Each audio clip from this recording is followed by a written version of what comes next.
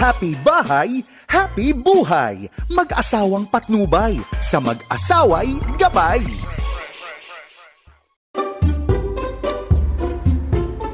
Han, gising ka na?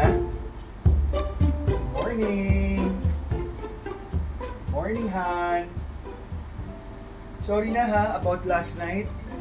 I just feel so bad sleeping over our argument. Pagod na pagod kasi ko, honey. I have so many meetings left and right in the office.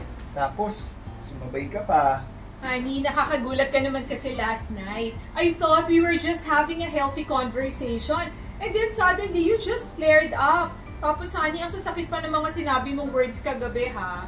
You know the word, Bong, that we should not let the sun go down on our anger. Common naman po sa mga mag-asawa ang may konting tampuhan, alitan, or argument. But we are called to deal with our anger in a constructive and graceful way. Alam mo, honey, iwasan nating mag-asawa na maging pattern yung pag-aaway before going to bed, for it will affect our physical intimacy. And instead of that, let us create a happy bedtime. Let's all look forward sa pagtulog natin. Dapat excited tayo lagi matulog, honey, hindi Lagi. nag-aaway. When anger becomes a habit or when it becomes out of control, it can destroy your relationship and even your family. That is why the Bible says, seek peace and pursue it. Napakahalaga sa isang pagsasama at maging sa isang pamilya ang may kapayapaan.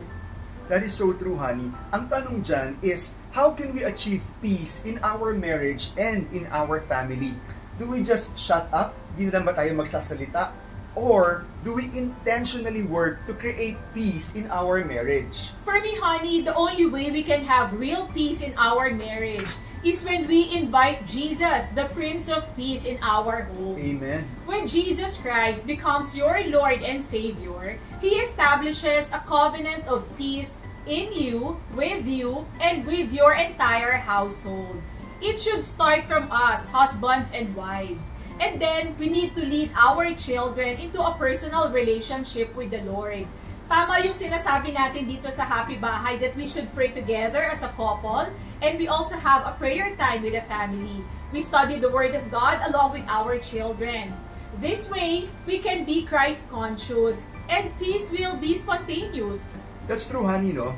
Actually, kung titignan mo, there's also wisdom in being the first one to apologize. Yeah. It doesn't matter kung sino nagkasala. Yes. Importante that you have a heart That's true. para humingi ng sorry at humingi ng tawad sa nagawa mo. For no weapon can prosper against humility. I like that. This will open the door for your spouse to respond in kindness. Own your mistakes. Aminin mo na nagkamali ka. For this is the quickest way to forgiveness. So, ikaw talaga nagkamali kagabi, ha? Sorry na nga eh. Communication is also vital if you want to have peace in your marriage. Lahat naman po pwedeng makuha sa magandang usapan. We should avoid sweeping conflicts or issues under the rug. Yung itinatago mo yung saloobin mo and then eventually bigla kang sasabog. You have to encourage your spouse to face conflicts together as a team. You have a common enemy but you belong to one team. And alam mo, honey, in some extreme cases, when your marriage is in trouble and you can't seem to achieve peace on your own, okay lang, honey, na humanap ka ng couple friend, Yes. your mentor, or your pastor who can pray and work for you. This is why meron tayong mga life groups for we do life together.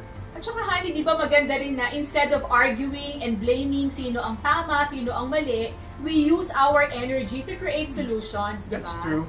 For Christ Himself is our peace. It is by His grace that we experience peace. Peace in our marriage is not the absence of anger or conflicts, but the presence of Jesus Christ in the middle of it all.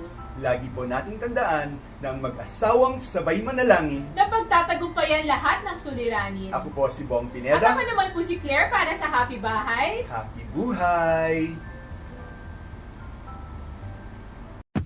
Happy bahay, happy buhay. Mag-asawang patnubay, sa mag-asaway gabay.